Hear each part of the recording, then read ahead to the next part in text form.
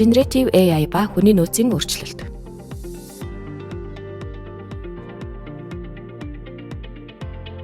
Сүүлийн үед AI-г байгууллага, хувь хүмүүс маш их ашиглах болсон. Тэгвэл AI-ийн дараагийн шат болох Generative AI гарч ирснээр томоохон өөрчлөлтүүд гарах боллоо. Өмнө нь AI зүгээр л мэдээлэл өгдөг байсан бол одоо Generative AI нь контент, шийдэл, ажлын үр дүн нэгтгэж гаргаж өгдөг болсон.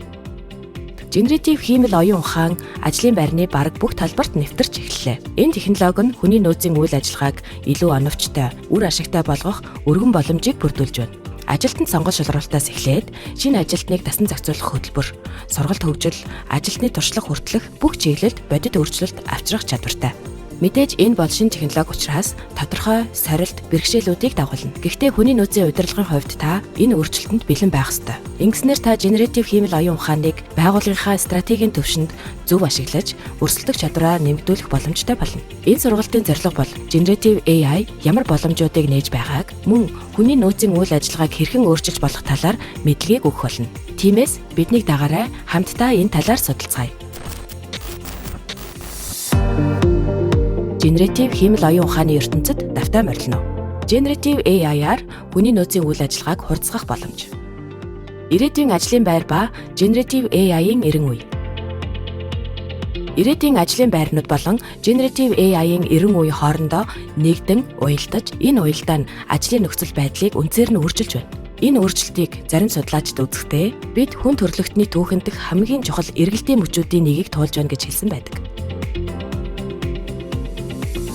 Bill Gates хиймэл оюун ухааны эрен үе эхэлсэн бөгөөд Generative AI нь сүүлийн 40 жилийн хамгийн чухал технологийн дэвшлүүдийн нэг гэж онцлсан байна. McKinsey-гийн судалгаагаар Generative AI нь технологийн төвшнөөс үл хамааран бүх төрлийн бизнесүүдэд шинэ боломж, инновацийг бий болгох өндөр чадамжтай бөгөөд маркетинг, борлуулалт, үйл ажиллагаа, эрсдлийн удирдлага, мэдээллийн технологи, цаашлаад хүний нөөц зэрэг олон чиглэлд өргөн хүрээтэй хэрэглэгдэх боломжтойг олж харсан байна. Morgan Stanley, PwC, Stripe, Salesforce зэрэг байгууллагууд Generative AI-ыг ашиглан ажлын процессыг илүү үр ашигтай болгож байна. Үүнээс гадна ажиллах арга барилыг үнцээр нь өөрчилж, байгууллагыг бүх түвшинд шинжлэх боломжтой. Гэхдээ зөвхөн ажиллах хэв маягийг өөрчлөхөөс гадна бүтээмж, өсөлт, инновацийг өсрөнгүй түвшинд хүргэх боломжийг нээж байгаа. Сүүлийн 10 жилд байгууллагуудад тулгарч байгаа сорилт, тодорхойгүй байдал, шинэ боломжуудтай нүүр тулж байгаа энэ үед Generative AI нь уян хатан байдал, хурдтай хариу үйлдэл үзүүлэх чадвар, инновацийг дэмжих чухал хэрэгсэл болж чадна. Цаашид Generative AI нь улам боловсронгуй болж, байгууллагуудын хувьд стратегийн зайлшгүй хэрэгсэл болох төлөвтэй байна. Энэ технологийн боломжийг зөв ашиглаж, бодитоор хэрэгжүүлж чадсан байгууллагууд өнөөдөр болон ирээдүйд өрсөлдөх давуу талуудыг бий болгож чадна. Иймээс одоо нэг чухал асуултыг та өөрөөсөө асуугаарай. Generative AI болон ирээдүйн ажлын байр хоёрыг уялдуулахад хүний нөөц ямар үүрэг гүйцэтгэх вэ? Generative AI хүний нөөцийн үйл ажиллагааны процессыг хурдсгаж байна. Generative AI хүний нөөцийн ажлын процессыг хурдсгаж, өөрчилж, нөлөөллийг нь өсгөж байна. Сүүлийн үеийн судалгаагаар байгууллагуудын 75% нь хүний нөөцийн үйл ажиллагаанд AI-д суурилсан шийдэл, технологиг аль хэдийн нэвтрүүлсэн байна. Generative AI-ыг нэвтрүүлснээр хүний нөөцийн үүрэг, нөлөөллийг мэдгэдэггүйц өсгөх боломж бүрдэж байна. Generative AI-ыг хүний нөөцөд ашиглах хүрээ маш өргөн. Үүнд хүний нөөцийн бүрдүүлэлт, сургалт хөгжил, гүйцэтгэлийн удирдлага, олон талд байдал болон ажилтны оролцоо, ажилтны туршлага зэрэг олон чиглэл багтана.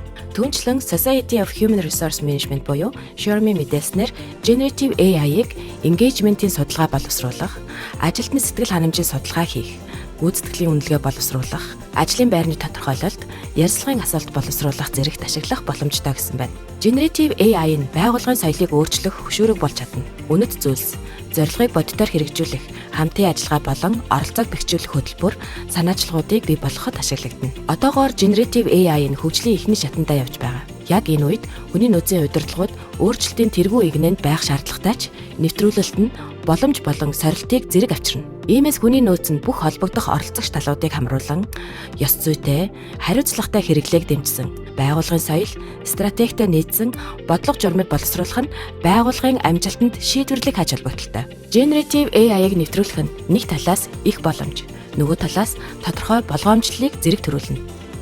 Эдгээрийг сонсоод танд хэд их мэдээлэл мэд санагдаж магадгүй ч энэхүү сургалтаар би танд боломжуудыг ойлгомжтой, алхам алхмаар танилцуулах болно.